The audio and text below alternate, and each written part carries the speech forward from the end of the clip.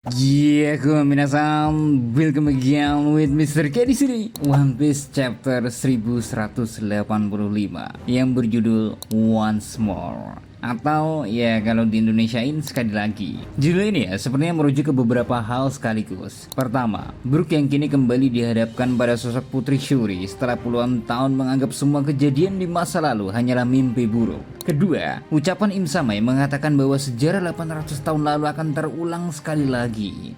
Dan yang paling menarik ya, nantinya di akhir chapter ya, Brook juga mempertanyakan apakah dirinya bisa kembali mempercayai Prince Shuri sekali lagi setelah semua yang telah terjadi di masa lalu. Geser dikit ke bagian cover story nih, yang mana di chapter kali ini diperlihatin Loki kecil yang sedang menggambar Ida. Cover yang cukup sederhana, tetapi menarik karena kembali menunjukkan interaksi keduanya di masa lalu yang mana sempat dibuat seolah saling gak akur.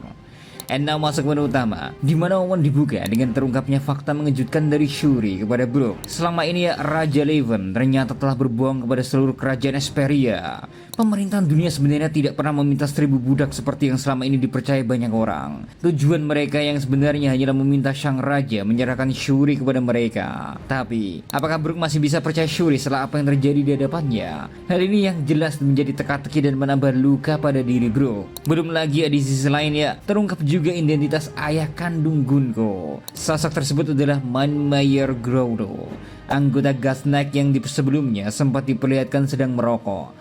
Brook sendiri ternyata pernah melihatnya saat masih muda, karena Growlo sering berada di sekitar para pelayan sandal. Namun Brook tidak mengenalnya secara dekat karena dirinya tidak pernah diizinkan mendekati pria itu. Growlo ya kemudian mengatakan bahwa dirinya masih mengingat Brook sebagai bocah berambut afro yang dulu bekerja sebagai pelayan. Sementara itu ya, situasi semakin memanas ketika Shuri menggunakan teknik bernama Gavote Bonenavan. Teknik yang sama seperti yang digunakan Brook di masa sekarang ini. Dengan serangan itu ya, pedangnya menembus kepala Brook. Nah, setelah menyerang Brook ya, Shuri meninggalkan kastil bersama ayahnya. Para prajurit yang masih berada di sana segera memberikan pertolongan kepada Brook. Beberapa waktu kemudian ya, Brook berhasil sadar kembali. Nah, salah satu prajurit menjelaskan bahwa meskipun pedang menembus kepalanya, bagian pembuluh utama dan batang otaknya sama sekali gak terkena. Karena itulah Brook berhasil selamat. Namun saat Brook mengetahui bahwa Raja Leven telah tewas, dirinya langsung menangis dalam ketakutan dan keputusasaan. Peristiwa mengerikan itu menjadi akhir dari kilas balik di masa lalunya. Wow, cukup menarik sih ini sih. Cerita kemudian kembali ke masa sekarang ya. Brook menjelaskan kepada para kru topi jerami bahwa pada masa itu ya, mereka bahkan belum mengetahui keberadaan buah iblis. Karena itulah selama bertahun-tahun Brook menganggap semua yang dilihatnya saat itu hanyalah halusinasi akibat trauma yang luar biasa. Bahkan sosok Gunko yang terlihat seperti iblis dan kematian Raja Leven terus menghantui-nya selama puluhan tahun lamanya.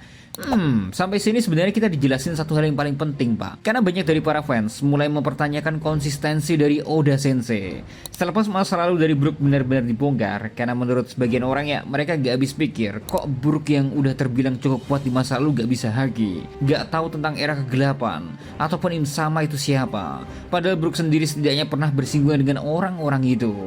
Nah, makanya chapter ini ngejelasin dari hal super simple, yaitu buah iblis, dimana Brook aja ternyata gak mengetahui tentang keberadaan dari kekuatan bernama buah iblis. Dari info ini aja sebenarnya udah cukup ngejelasinnya kalau hidup Brook yang gak jauh-jauh dari musik dan gak pernah keluar dari kerajaan itu. Jadi akses informasi dan orang-orang yang ditemuinya pun itu aja pak. Jadi ya emang terbengkalai lah. Hal ini berdampak ke sedikit atau banyak informasi yang dimiliki oleh Brook. Jadi meski dianggap sebagai salah satu orang yang cukup kuat, gak berarti Brook tuh mengetahui segala sesuatu hal di dunia luar. Terlebih masa lalu Brook yang kita ketahui juga ya, tentunya ngebuat kita bisa ngerti kenapa dia gak tahu apa-apa. Orang Brook itu tumbuh dan besar di tempat sampah terlebih dahulu kok. Makanya semua keahlian maupun informasi yang Brook miliki, emang semuanya harusnya berhubungan dengan yang dikasih oleh kerajaan Esperia doang.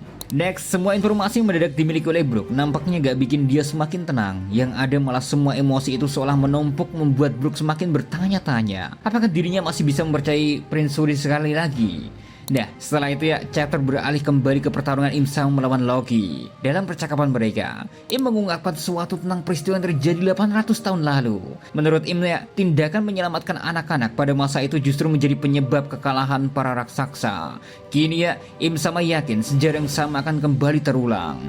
Dan di penghujung chapter ya, Oda Sensei menutup semuanya dengan double spirit yang sangat besar pak. Saat Im Sama dan Loki masih berada di medan pertempuran, tiba-tiba ya, Luffy muncul dari belakang Loki. Tanpa banyak bicara ya, Luffy langsung melayangkan pukulan keras ke wajah Im Sama, mengingatkan pada momen ikonik ketika dirinya menghajar Tenryubito Asu itu di Sabaudi. Sambil menghantam wajah Im Sama ya, Luffy berteriak, keluar dari Elbaf. Bajingan. Ya, dari spoilernya doang aja ya, kita bisa tahu kalau chapter ini bakalan sangat compact, banyak momen menarik dan perjalanan cerita pun akan kembali bergerak maju. Entah apakah kehadiran Luffy yang kembali datang untuk membantu Loki akan membuat Im Sama berhasil dipukul mundur terlebih dahulu, atau malah pertarungan bergerak ke arah yang Im Sama ramalkan. Gak ada yang tahu akan hal ini, tapi kita tunggu aja nanti ya. Dan misteri bakal breakdown nanti di chapter terbaru ini. So, itu dia bisa saya sampaikan terkait spoiler detailnya. See you next time. Adi sekarang belos. Stay safe everyone. Salam Adi Media.